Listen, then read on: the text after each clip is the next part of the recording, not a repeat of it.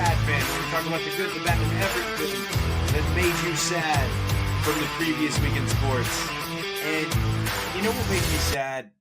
The fact that I don't laugh at toilet humor as much as I used to. Like, I wish I did. Like, sometimes it's really funny, and sometimes it's not. And right now, it's not funny to have Deion Sanders paraded through the streets as a possible Cowboys head coach. Right after that, I get rid of Mike McCarthy. Right? And then it's funny because they get rid of Mike McCarthy on the grounds that he's going to go coach the Bears. But he's not looking like he's going to coach the Bears because, of course, the Bears tried to trade for Mike Tomlin. And that went well, right, Wes? Absolutely. It went really well. But back to the toilet humor. I mean, bro, loosen up, okay? Have fun again. Channel your inner teenager. Yeah. Stop being a grumpy old man who yells at the sky. So, anyway, what's going on with Mike Tomlin? I mean, I don't know if he's ever going to get Steelers back to where they were. I feel like he's just that guy who's going to get them to the playoffs every year. The Steelers are in the same situation that the Seahawks are. They're always like just on the edge of playing for the playoffs, and they're never going to make any noise. You didn't think that was a rough draw for them, though? Drawing the Ravens in week one of the playoffs, your rival? I mean, yeah, but that's what happens when you're a middling team that barely makes the playoff. You get a shitty draw in the first round. That one's rough, though. That one's rough because largely that team is considered to be a top 4 team in the NFL. I mean, I guess you could make them compete with the Eagles, but I think it's Lions, Bills. I hate to say this because I don't think the Chiefs have even been that good this year. The Chiefs and then the Ravens. So I don't mind the Bears taking a run because I think Mike Tomlin with a new team could actually make some noise. Like, I think like a new environment where he's like tested instead of just like kind of winging it right now like he's doing. I think he could actually do something good with the Bears. Are you basically looking at it from a change might do you some good perspective? I mean, look at Andy Reid. Yeah. Yeah, that's true. He went to the Chiefs and been fired. He flourished. He should have never been fired from Philly. That's also the thing. Like, I don't think that Philly had a good reason. I mean, it worked out for both of them. Better for Reid, but Philly got a Super Bowl out of it, right? Yeah, and they might get another one. Who knows? Yeah, I mean, and the year they won the Super Bowl, I believe that was Carson Wentz, his best year in the NFL. He tore his ACL. Big Dick Nick took him to the promised land. Took him all the way to the Super Bowl, and then don't censor me, bro. Now we've got Jared Goff crushing it. And what happened to Carson Wentz? Is he still in the NFL? No, not after that Chiefs performance against the Broncos. Not after he left that door wide open for the Broncos to get into the playoffs. He put up 0 points. Wasn't it like 33-0? Oh yeah, that's right. He is the backup. I forgot about that. He put up 0 points in the game against the Broncos. I think that sealed his deal. But it's weird. The last time I heard about a team trading for a coach was my team losing John Gruden. The first time they lost John Gruden to the Buccaneers. Yeah, it's not a common thing to trade for a coach. It's also probably not a common thing to have the other team hang up the phone the second they hear your voice. They're like, oh, the Bears? No. Look. It's not a chance in hell scenario. And I'm trying to think, like, is there any worse rejection than just having the phone hung up on you? I applaud them, though, because if you don't shoot your shot, like, it's never going to happen if you don't take a chance. Fair. You know? You can't be afraid of rejection. That's why you just swipe left every single time on Tinder. Yeah, just or is it swipe right? Is it swipe left or swipe right? Wes, I haven't done this ever. Is it swipe left or swipe right? I'm feeling vulnerable. Tell me what it is. It's been too long since I've been in the game. Which direction do you swipe for a like? You should have never been in the game. just admit that you've been in the game. It's okay. Well, duh. I'm divorced. Of course I've been in the game and swiped left. Swipe left, sir. Thank you. Thank you. Jesus Christ, you just left me out there on a limb. I was struggling. I was drowning. I like to see you flounder like a fish out of water. You held the life preserver in your hand and refused. You pointed and laughed. Yeah, that's what I do. I like to see you flounder around like a fish out of water. Like a fish out of water, in water. I was drowning. I like to see you flounder around like a fish out of... I'm not sure any of your You take analogy a fish out of water and it does this, which is exactly what you were doing. when I was in the water drowning. Because that's what I use. But it's fine. Like, it's No, cool. see, I don't think you were in the water drowning because you're more like a fish. You're kind of weak like a fish. Kind of weak like a fish, huh? Yeah. That's an interesting You're choice. You're more of a fish than a land animal. More of a fish than a land animal. I think that a blue whale is like the largest animal on Earth, isn't it? Yeah, but that's not a fish. That's true, but it's also not a land animal. You're like a little goldfish. You're pretty, but you got a really bad memory. You really need to get the point home with this hand gesture, don't you? Like, because that's you. That's you. It's just floundering around into the camera. Anyway, a couple times. Anyway, you know who else is floundering around out there? Deion Sanders. Because I don't think there's any chance in hell that the Cowboys make him their next head coach. I think you mistake the insanity of Jerry Jones. But I don't mistake the control of Jerry Jones. He needs control. And if you bring in someone like Deion Sanders, you lose all control. But he's also insane. And Deion Sanders brings attention to the Cowboys, which is what he wants. And Deion Sanders only wants to coach his kid if he goes to the NFL. So what do you do with Dak? What do you do with not having a... How do you get up to get Shador? You trade him.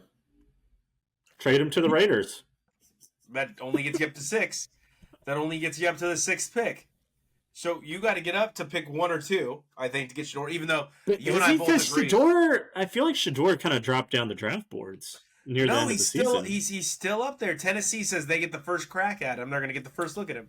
I agree with you. You and I both agree. Like, neither one of us think he's going to be special in the NFL. Like, he will exist in the NFL. I don't think Cam Ward is going to be special in the NFL. I think this is a very weak quarterback class. And your boy Carson Beck didn't take your notes, Wes. I think one of them, I think maybe someone from like the 2nd through 4th round is going to surprise us. From a quarterback that gets drafted in the 2nd to the 4th round? Yeah. That's a mighty wide gap you're giving yourself. I just don't think...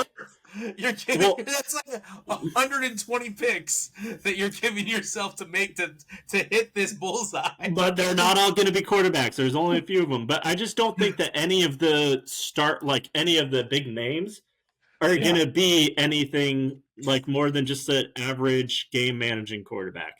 Like, yeah, no, maybe they win a Super Bowl, but I don't think any of them are going to be like Hall of Famers. I don't think anyone's going to be like a generational talent. I think someone in the later rounds is going to surprise us. I think the best arm talent we have is Cam Ward in this draft. Cam Ward has the best arm in the draft. Shador, I don't know what he has going for him, man. He's not ultra mobile. He's not great making decisions if his offensive line can't hold up. He doesn't have the best deep ball. Why is he the number 1 pick? I don't know. You want to know who I think actually might? I think Quinn Ewers. He was not good with Texas. And he declared. But I think if the right team picks him up, I think if the right team picks him up and they can develop him, I think he's going to be really good. You know, there are a lot of reports coming out of Texas that he played very hurt this year. That he was very hurt going into these last games. I mean, we'll see how he does in the draft and in the combine. And you know who that reminds me of, Wes? Who? Baker Mayfield. Remember when the Browns were done with Baker, he wasn't a bad quarterback. He was playing incredibly hurt. Yeah, he played that last season really hurt. And they said, oh, well, we got this really attractive sexual predator over here. Not attractive. Unattractive. Well, to the Browns, he was attractive. Okay. As a prospect. A prospect that looks really good. Yes, an attractive prospect. And so they're like, oh, well, here's this shiny thing that we can pay $500 million for. Kick rocks, Baker. Great job dancing with your boot off in that video, by the way. You may have just cost yourself $250 million.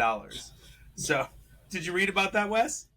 What? With the Achilles? So, with the Achilles injury, the Browns now can file to not pay him the rest of his contract this year because he violated team rules because he wasn't wearing his protective boot following his Achilles surgery.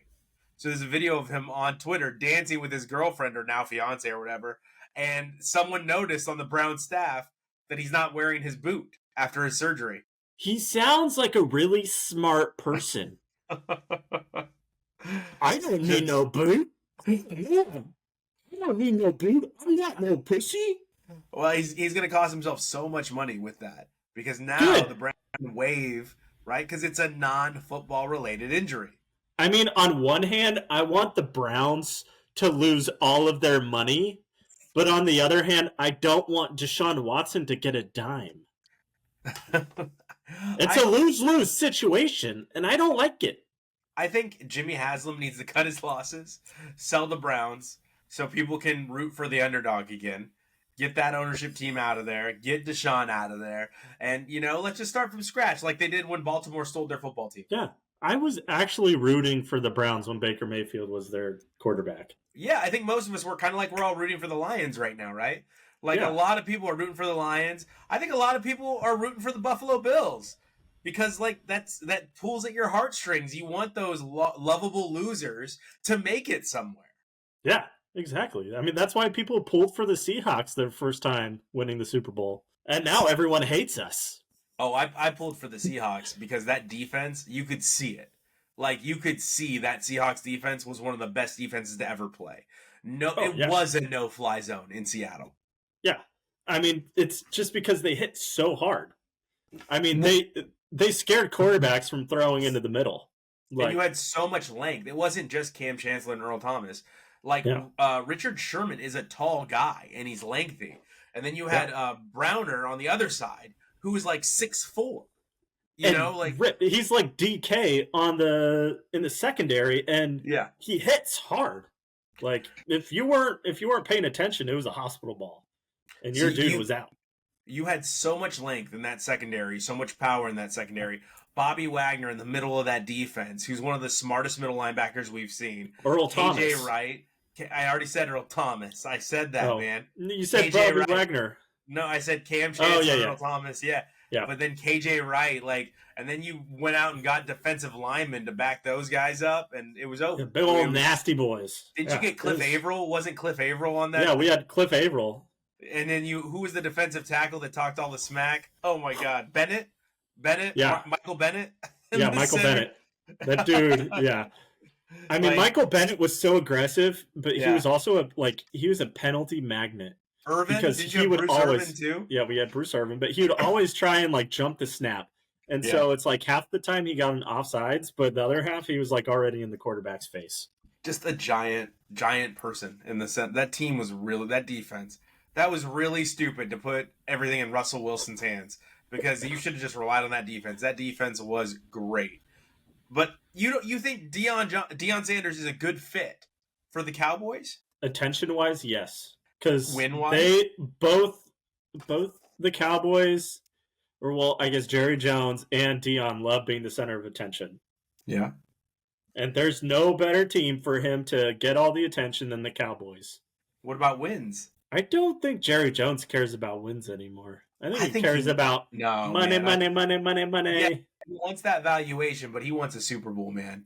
It's their last Super Bowl, 1995, Wes. We're 30 years. Yeah. 30 years. He wants to make it to a Super Bowl. But I think the Raiders want to make it to a Super Bowl too. And what do you think about Ben Johnson? He's the sexiest coach available right now. Oh, absolutely. He's the name. Yeah, I agree. I mean, Vrabel's off the table, but that was my list. It was Mike Vrabel and Johnson, right? Yep. Those were the two I thought were, look at these sexy characters walking around on the sidelines.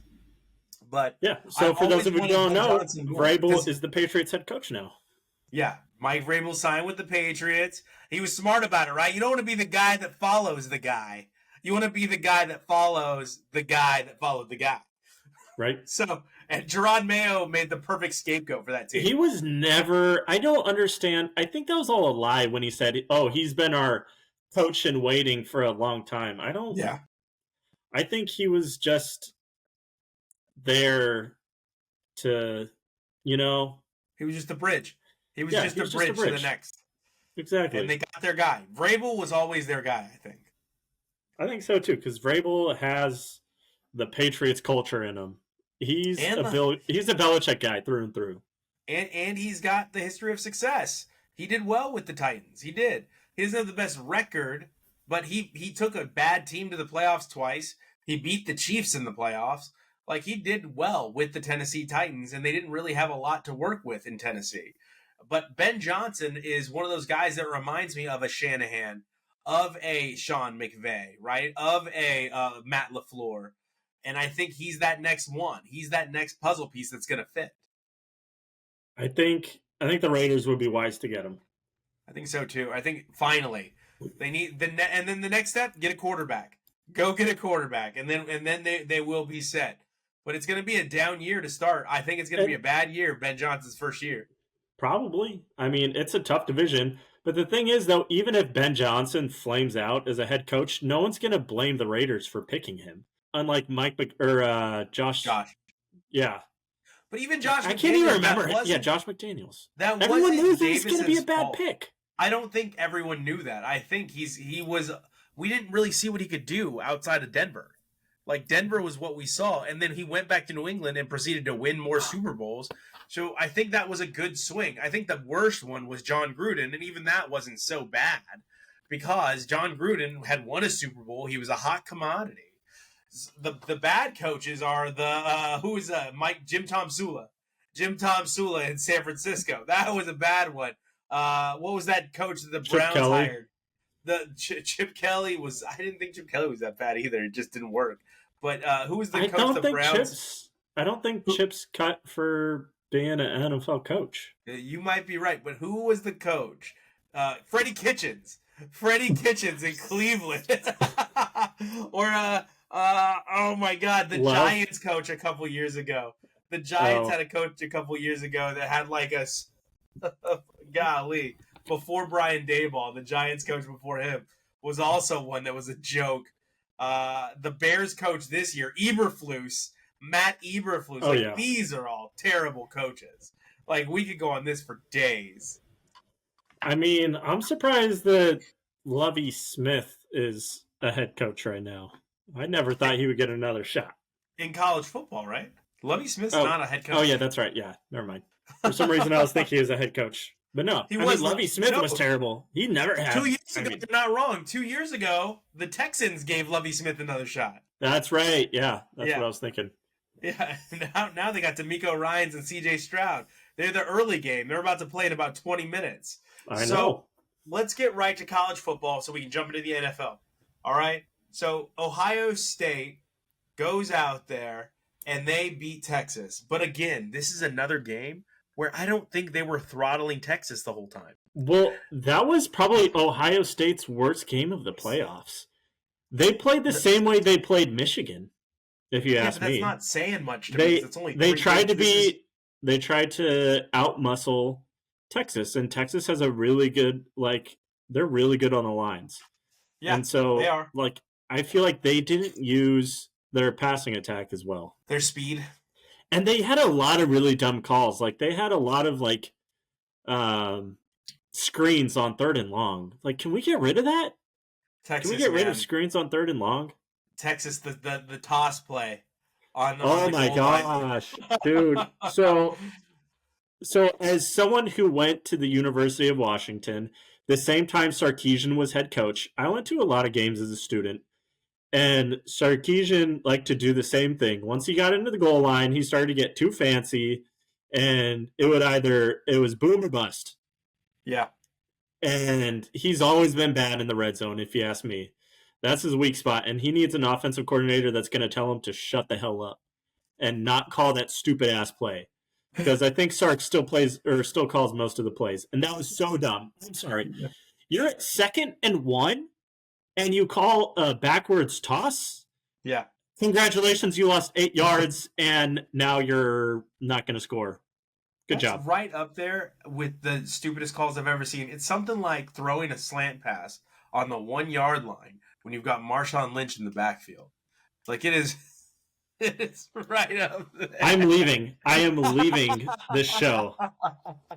But no, it is, and I agree with you. And you know my stance on that, Wes, is don't ever pitch the ball 4 yards back when you need 1 yard. Like you just said with the screen on 3rd and 1. Why are you running a screenplay on 3rd and 1, throwing the ball 5 yards behind the line of scrimmage on 3rd and 1? It makes no sense. And that's what the Texas Longhorns did that game against Ohio State. So inevitably, like you can't keep making mistakes and still beat a talented team. Sorry, I'm just seeing red right now. I'm so mad at you. I just Screw can't you. help but bring up old shit. Yeah, congratulations, 80 years ago. Way to go. Screw you. Well, guess what? The Raiders suck, and they haven't won a Super Bowl in a million years. That is very true. You actually have a Super Bowl win in your lifetime, Wes. I don't have that. I don't have exactly. Bow down. Bow down before Russ. You got to watch your team win the Super Bowl. But I did not. Back to Ohio State, I think they're going to play a lot better this year. I think this game.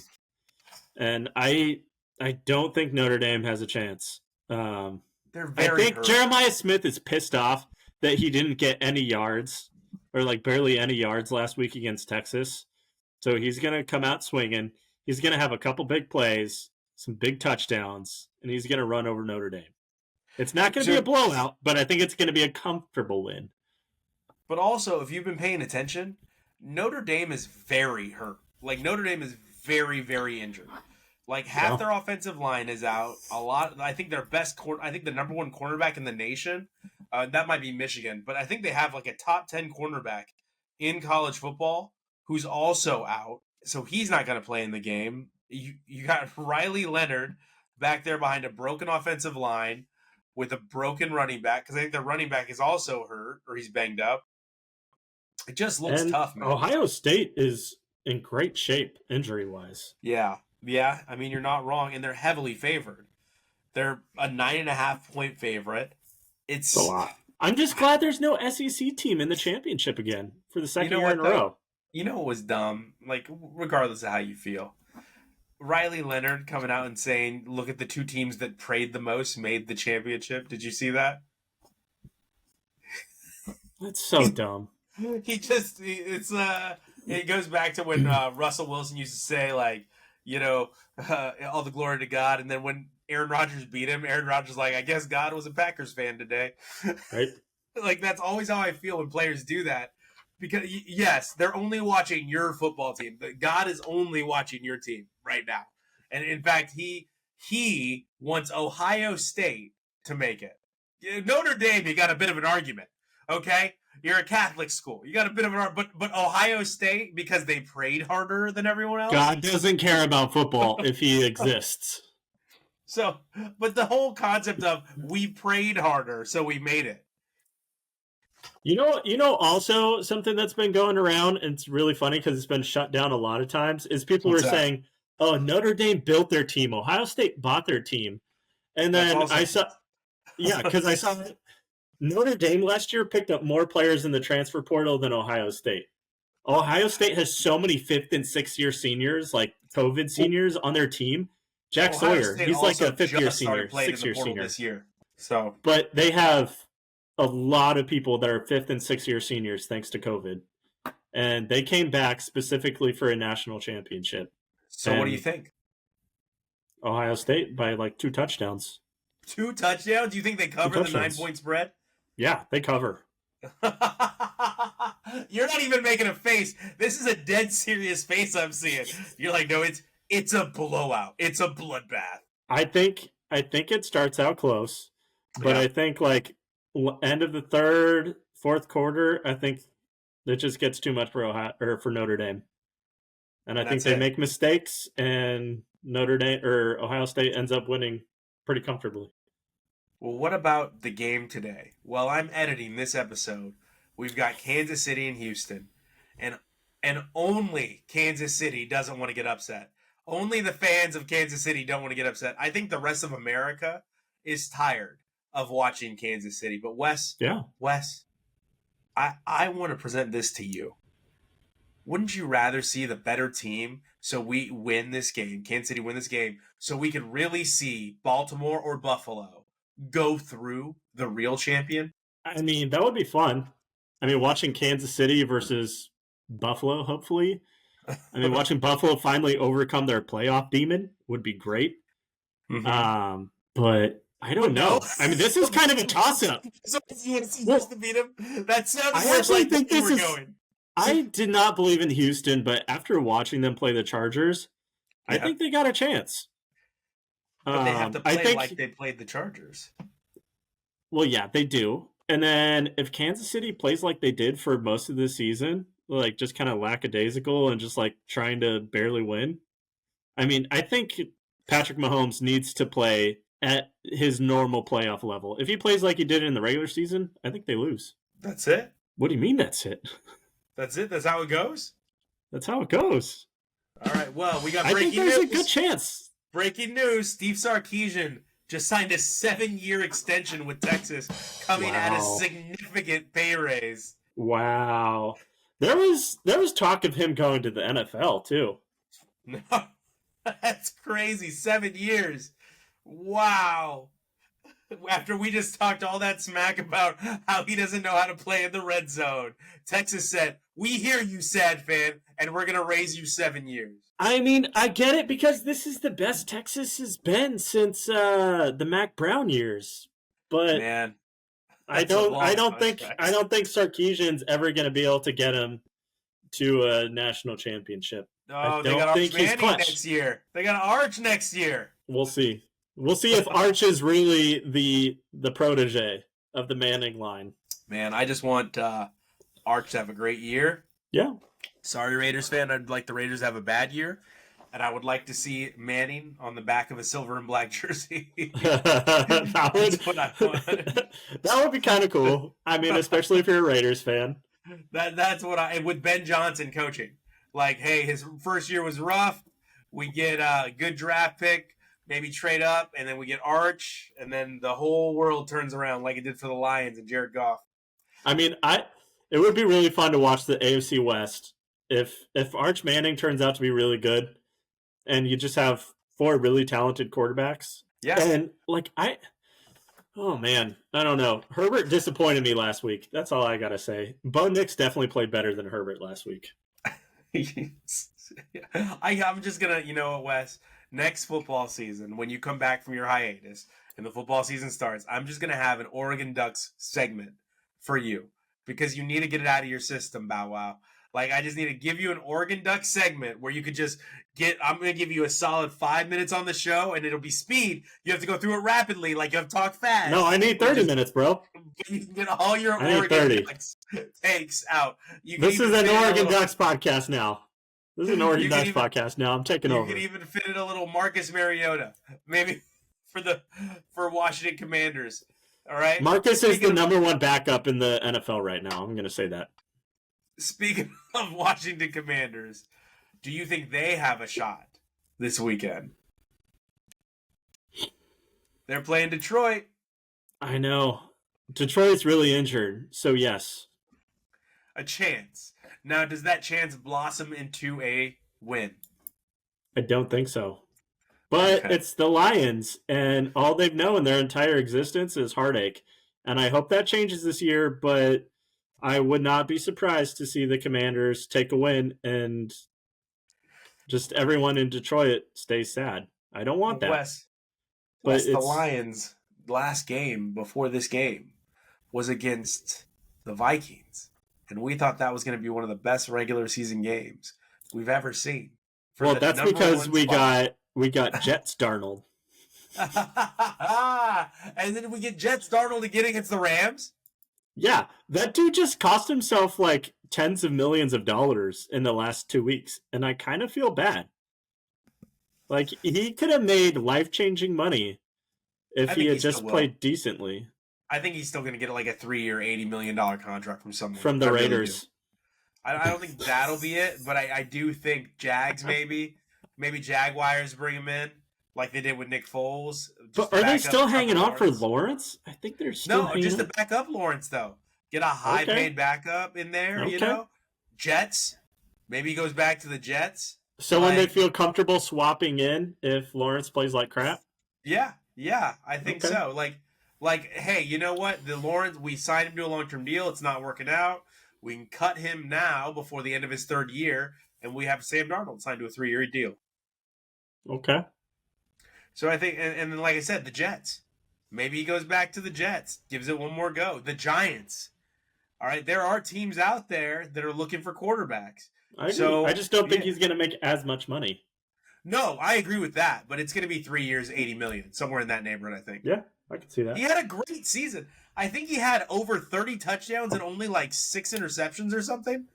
He did. Like, he had a crazy season. Like 37 touchdowns, I want to say. I mean, Herbert also had a good season, but then he threw like 3 interceptions in the... He exceeded his regular season interception total in one game. Yeah, I think he had 4 interceptions in that game and then 3 all season. Does that stick with him next year? I think he's pretty good mentally, and I think he can block it out. Okay, all right. Well, we got 2 games left here that we got to talk about. Sunday. We got the Rams-Eagles, and we got the Bills-Ravens. What I'm going to tell you is You're going to have to censor me because I'm going to say fuck the Rams. Little lambs. I hate them. I hate them. Well, let me just say, I'm not going to root for them.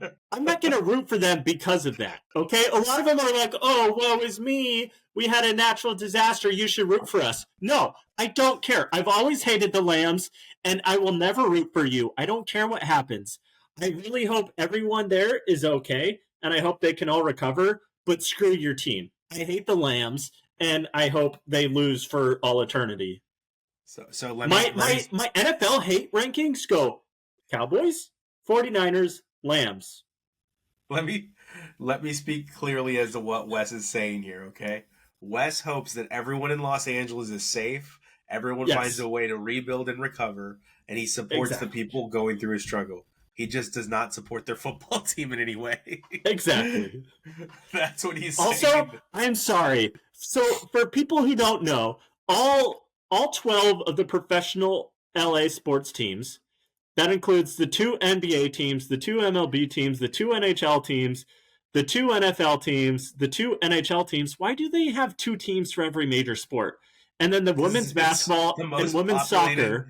It's the most populated city or 3rd most populated city in the United States. They all decided to pool their resources together and donate $8 million.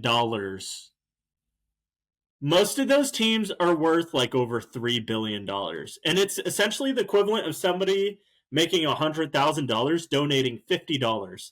Like, I'm sorry. The people of Los Angeles, they give you guys so much money attending your events, buying your merchandise, and all you do is donate $8 million. That pays for like 2 houses in the Palisades area. You are some cheap motherfuckers. I'm sorry.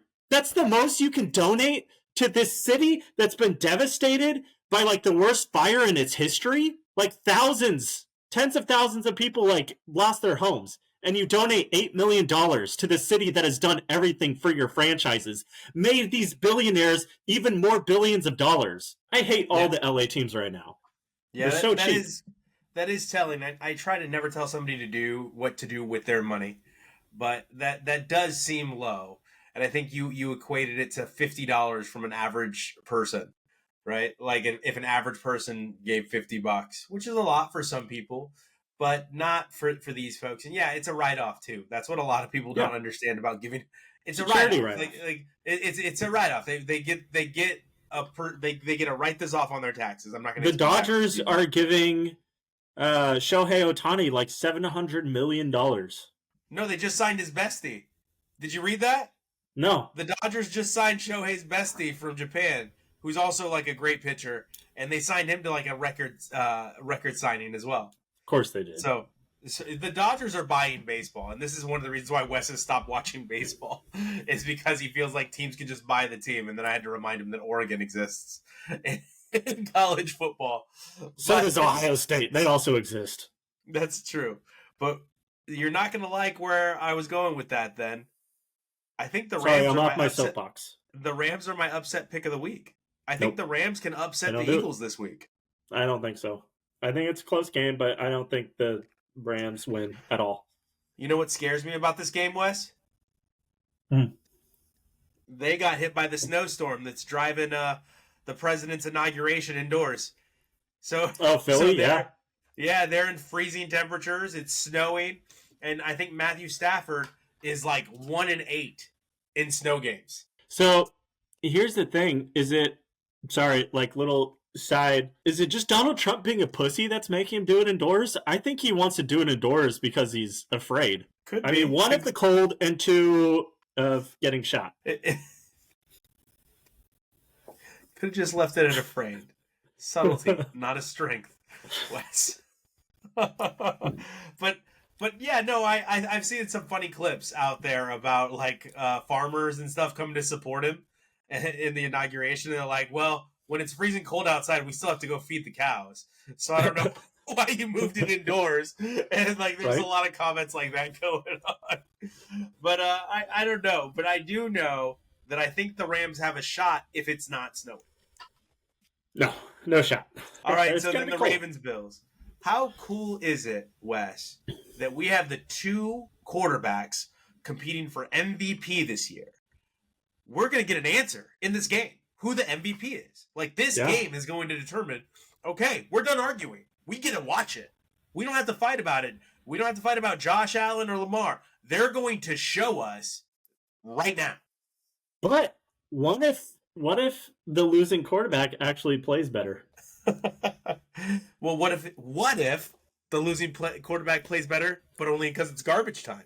What if the losing quarterback plays better, but they lose because their running back gets a case of the fumbles? Or what if the losing quarterback plays better, but they lose because he fumbles? Well, then he didn't play better.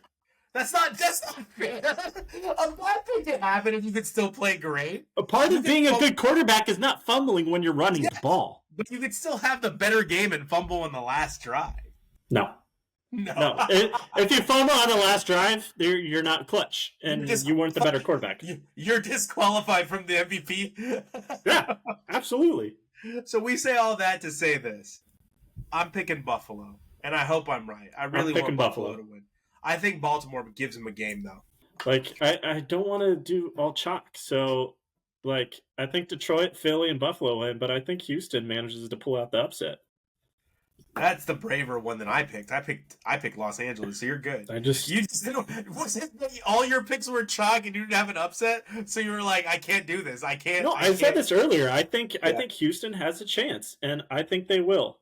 I mean, it's been a while since the starting offense or defense for Kansas City played. It's been a long time. You upgraded them from a chance to winning. That's my upset pick. All right. Then we end it there. Is there anything we got to do? We got to say R.I.P. Bob Uecker, right? That was pretty sad. Bob Uecker. Just a bit outside. Major League's one of my favorite sports movies of all time. So that was really sad.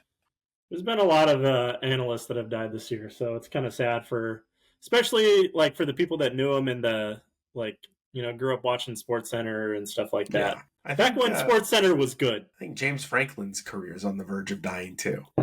You think so? Well, so here's the thing. Okay, so one last quick thing before we sign off. Okay. Penn State is having everyone that's like pretty much everyone come back that has eligibility. I think this is the year for Ben Franklin or Ben. This is Ben Franklin's. You don't see. I'm gonna fly a damn kite. Yeah. James Franklin. I think they get to the national championship. I think they win the Big Ten this year. Okay. All right. And if he doesn't, then he might be gone. Let's see what happens. You just made a prediction that we have to wait a full year for. All right. I'm making predictions right now, too. I think Brian Kelly gets fired mid-season at LSU. Yeah, and he ends up at UCLA. Probably. All right. Or is he going to do this? Yes.